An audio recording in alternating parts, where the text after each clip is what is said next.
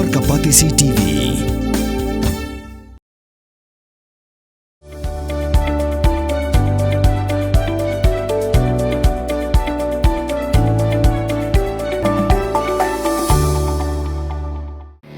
Kabul, kamasin kabala snakerpang kabakhamskem, khamstet, khamklan, batbaduna bam umpnya.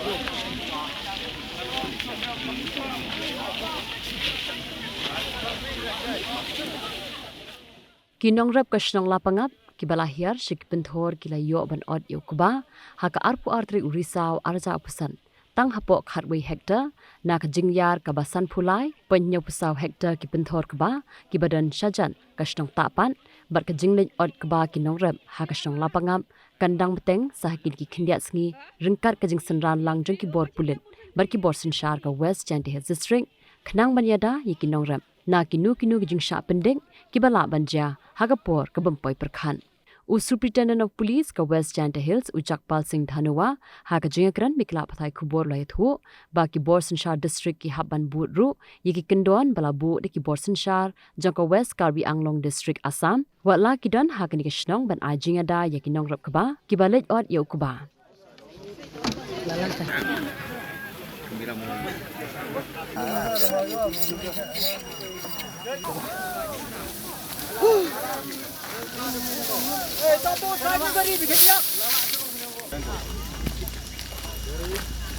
Sir, morning, sir. That side we have to move with proper preparation from Assam side. No, it will be harvested. What I'm saying is, what would be the plan? The exact plan. Okay, we start strategy. So this we have. We want to know the assurance. Tomorrow, whether see it as SP, it is my responsibility to ensure the safety and security. That if people from our side come here with good intention. I'm not saying.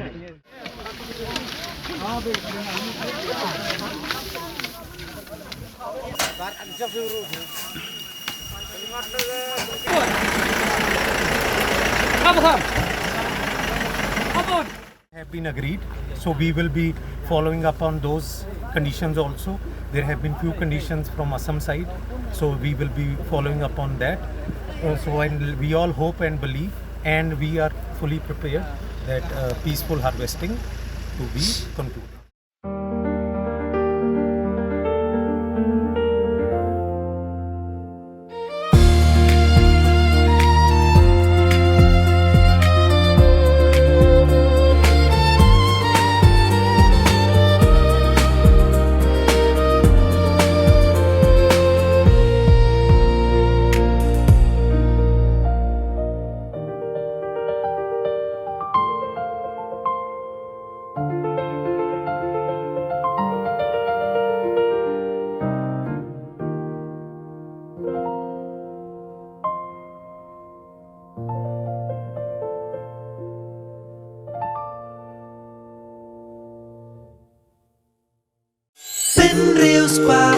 Ya kak tien la jong pindan kam ya kabakan kiyo kak tien khasi kak tien la jong ai kan roy kan pa Buon kia kren halor ka environment ka saudong sauput saukun ya ka badai ban penne pensa ya ka jingjangam haka kentien khasi niyo ya ka marian na ka marian niyo saka meirilung meirisan meirilang meiramo